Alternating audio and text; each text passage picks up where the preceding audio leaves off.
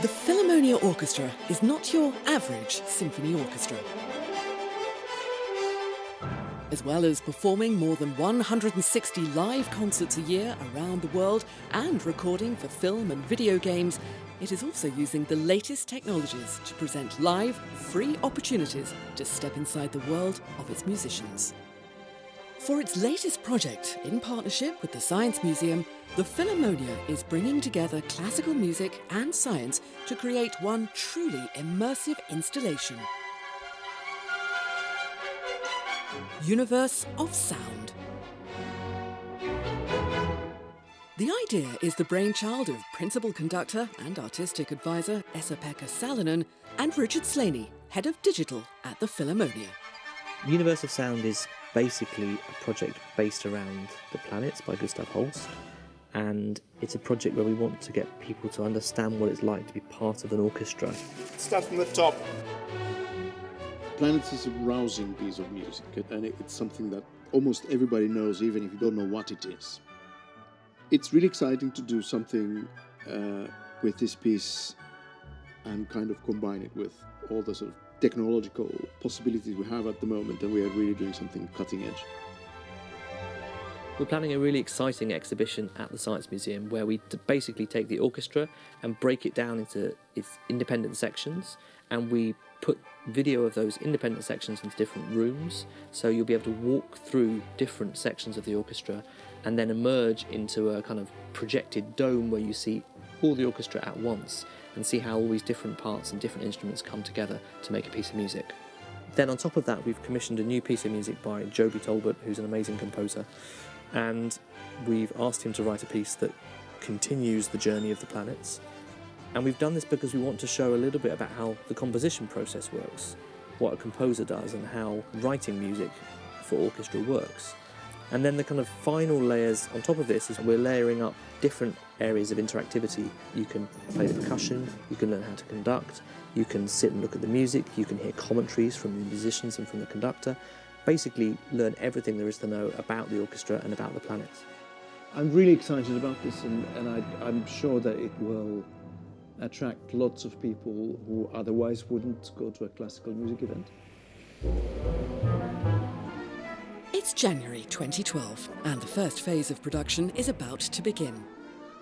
Normally a concert venue, Watford Coliseum has been magically transformed into a TV studio, and there's a lot of people and equipment needed to make it happen. We've got 37 cameras. I reckon we've probably got in excess of 10 kilometres of cable, probably.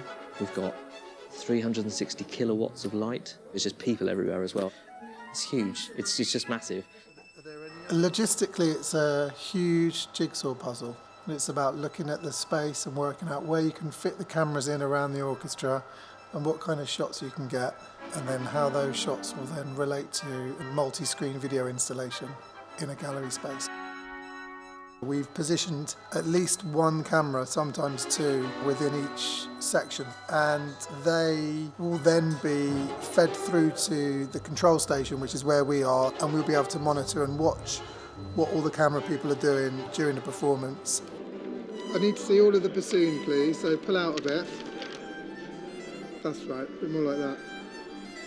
We've also got cameras positioned on musicians, getting a point of view shot looking out over the instrument as it's being played. I'm currently putting a small high-definition camera onto the end of the trombone so that when the player is playing, the camera will zoom to his face.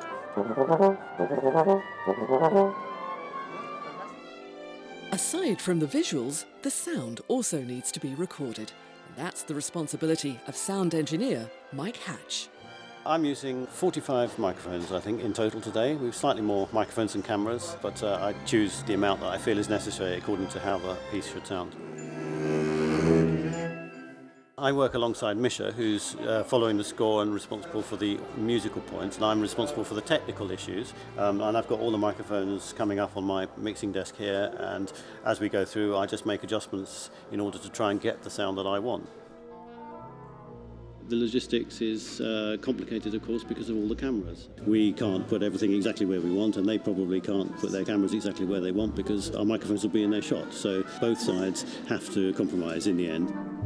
I'm very confident it'll be good, and it's a great performance, great piece to record, very well written, so we've got everything in our favour. And so, after some final rehearsals and last-minute tweaks, it's time to record. Okay. All cameras rolling.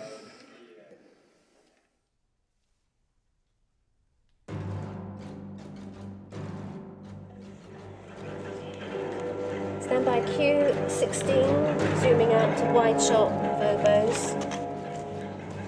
Q coming up in 2 bars, and in 1 bar, and Q16 to bass oboes. I'm Yvonne Craven, and I'm the music supervisor. I'm warning the cameras when they have to get ready to change their shot size or move to a different instrument. Going to first trombone, zooming out. We mark everything on the score, so that's our Bible and that's our map. Stand by camera 28 next.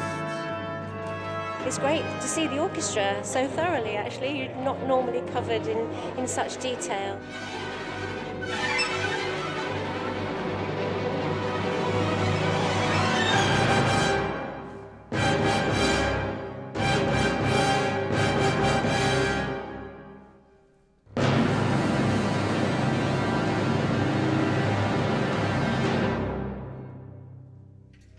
Today also sees the recording of Joby Talbot's specially commissioned interactive score. My piece is called World Style Systems Infinity, which is a quote from Byron that I found, and I was thinking, what comes next after Neptune? And of course, heading out into the uncharted reaches of deep space and coming across extraordinary things along the way struck me as a good place to proceed. So I've written a piece which is all about travelling off into the unknown.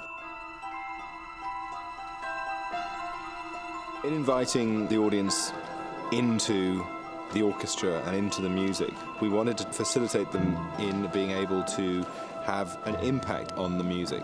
I've written some sections in my piece which have some different alternative versions, and people will be able to go into the listening booths and choose, for example, whether they want to hear this bit of music on strings or on wind or on brass or on organ or choir, and they'll be able to actually go in and make those decisions as they go along. And this is all part of the process of kind of demystifying and inviting people in. It should be fun to see what happens. I had a great day, really good day. Orchestra played amazingly, and we're all a bit exhausted but happy, I think is the general vibe.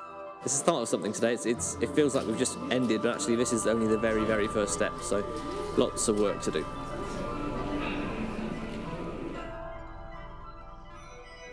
It's not long before that work continues with a trip up to Symphony Hall, Birmingham, to record the organ sections of the music.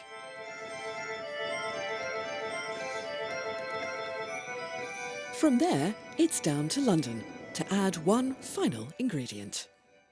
In this lovely church, we're going to record 18 singers. We're working with the Philharmonia Voices. They're a professional choir, and Aidan Oliver, who's the director. Why do we have sopranos in front and altos in the back? We've come along to record both the choral parts at the end of Holst's Planets, parts at the end of Neptune, a beautiful women's chorus which usually dies down into nothing, provides this celestial end to Holst's Planets.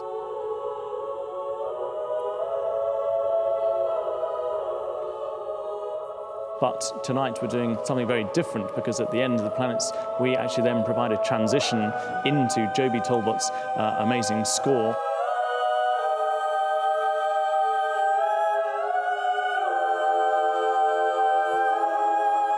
For us, it's a really exciting thing to be involved with. Usually we sing once and it's gone, it's over. But with this, the idea that people will be walking through this installation and hearing the voices in such unusual ways over and over again is very exciting for us.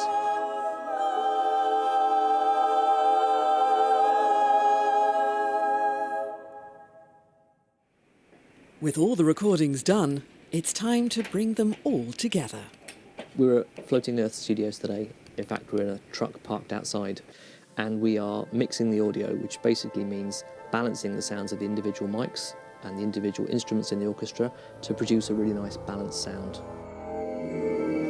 It's quite nice, isn't it? I'm using a digital mixing console here, which can give me control of all the different microphones, but also, more importantly, it can store what I want to do with them. So as we go through the piece, I can make adjustments, and the mixing desk will remember what I've done.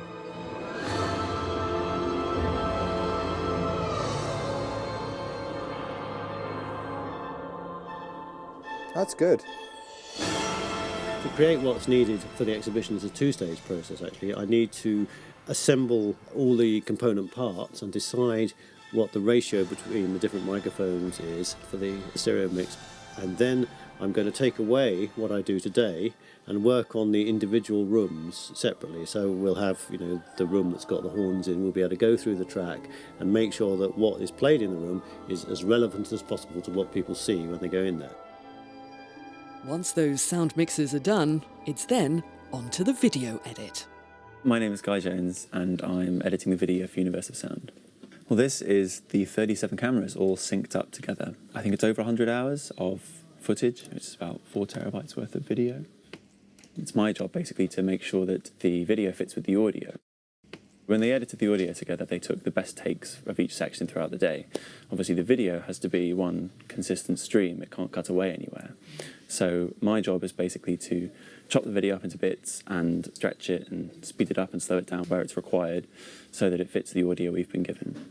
The next process will be masking various shots and basically making sure that the cameras that were in particular shots are taken out, and then it's going to be colour graded and have titles put on and then stuck in the installation. While the edit continues, in a South London studio, work begins on one of the interactive elements of the exhibition. What we're filming today is the instructional videos that you're going to see in the percussion room of the installation. Ready to go? Hi, my name's Adi. I'm going to guide you through the percussion section. The idea is that whoever comes to see this project will get to have a go at the planets and try out some of the percussion instruments and play along. Grab yourself a pair of sticks and see if you can follow me. The instruments we're using in the planets are the standard ones as glockenspiel, bass drum, snare drum, triangle, tambourine, a couple of tubular bells. In Joby Talbot's piece, it gets a little bit more adventurous with some meditation bowls and a marimba and lots of interesting extra colours. The percussion parts in Planets are pretty monumental. At times very quiet and very delicate sounding, and at times absolutely massive. So there's plenty for people to get their teeth into. Now for the best bit. You ready?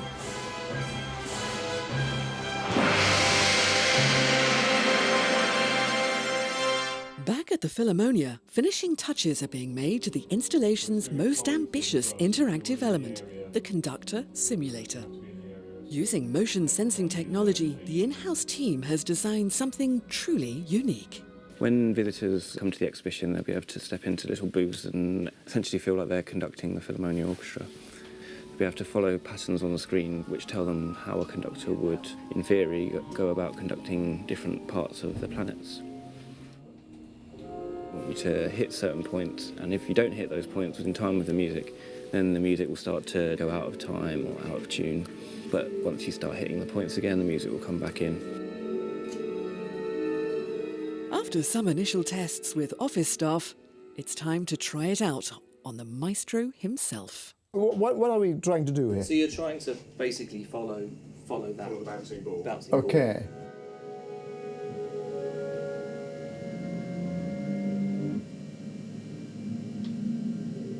Jesus, I can't do this.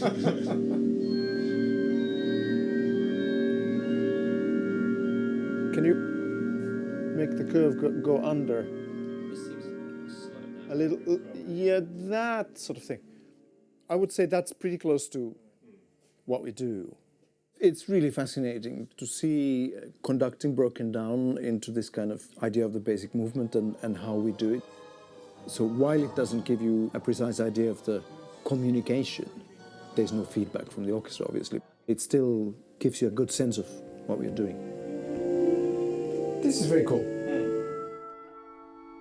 With opening night drawing near, the team turns its attentions to publicity.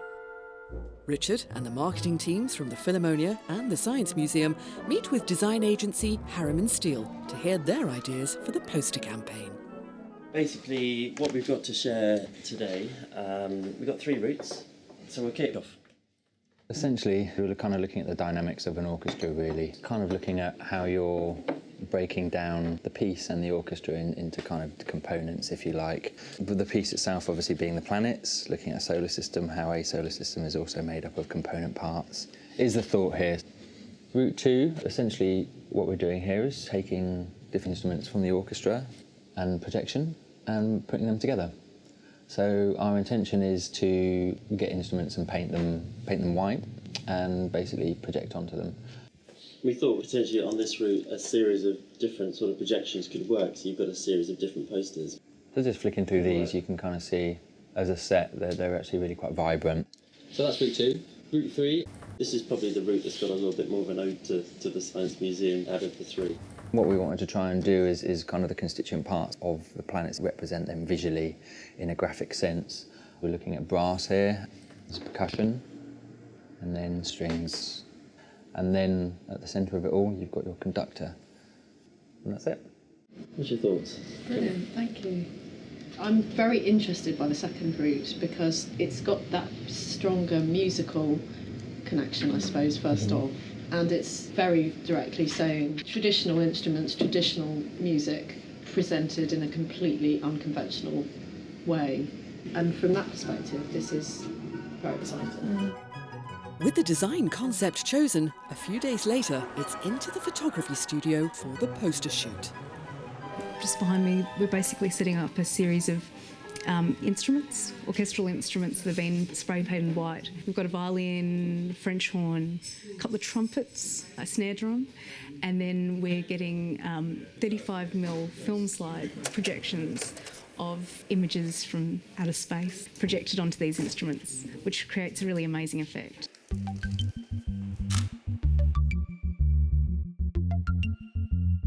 Yeah.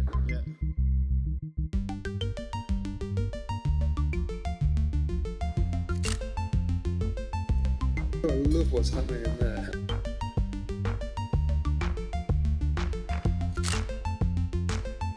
Get there.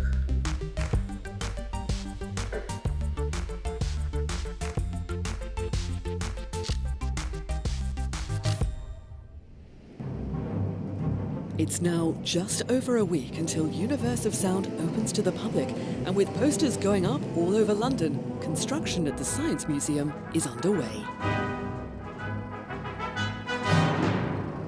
It's the 14th of May. We have just moved into the Science Museum properly and we've got everyone here today. So it's a sort of big team of people doing lots of different things, putting up projectors, cutting and making metalwork, doing blackout drapes, doing editing, all sorts of different bits and pieces that all have to merge together to make the thing work. We've got 28 projectors, 9 flat screens, cabling overall probably 3 kilometres. So everything is big.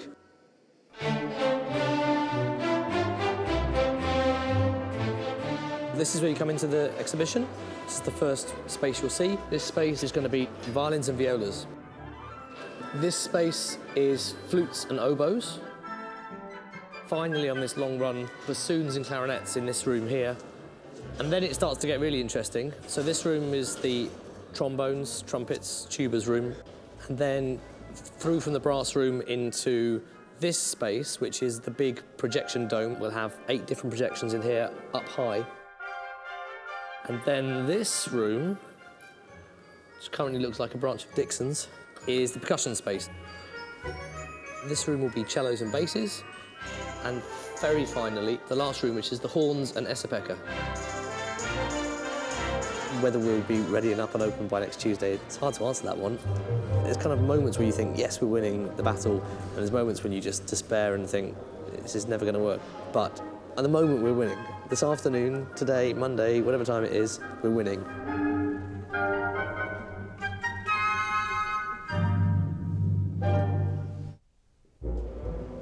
It's May the 22nd, 2012, and after 5 months of tireless work, opening day has finally arrived.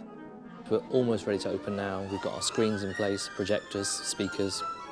I'm really happy with it, and hopefully we'll have a good reaction from the press and from the audiences. After interviews with the national press, radio and TV, it's time to let invited guests in for the launch.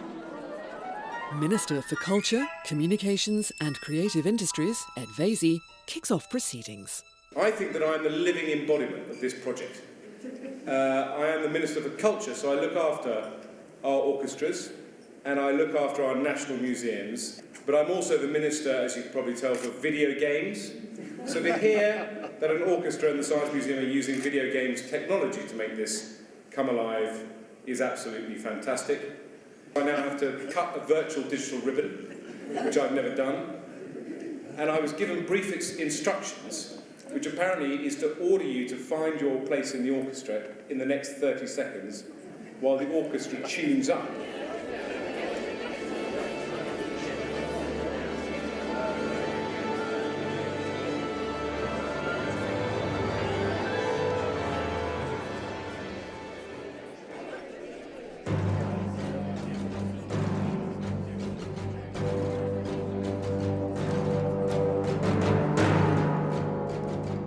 Wow, it's incredible. Just coming in here off the street and suddenly surrounded by this orchestra and this music and all these amazing musicians, it's mind-blowing. Any barriers that might be between us, the listener, and them, the performers, kind of break down. The installation makes you feel part of the orchestra, brings it alive really, and I think it'll appeal to people of all sorts of ages. I think it's just really good because you get to experience playing instruments that you wouldn't normally play. And go. Bum, bum, bum, bum. Really enjoying the interactive, trying to be a conductor, even though it's quite hard. Obviously not the job for me, but it's quite fun having a try. I would definitely recommend it just because it gives you a better perspective on orchestral music and also just to show you how music can actually touch emotions. It's new, participative, and it's wonderful. It's immersive, it's interactive, it's in your face, it's enjoyable. I think if people come away thinking orchestras are something that I can be involved with, something that I can enjoy, that's something really exciting for me, and I think that's what we want people to go away with, a sort of ownership of what an orchestra is.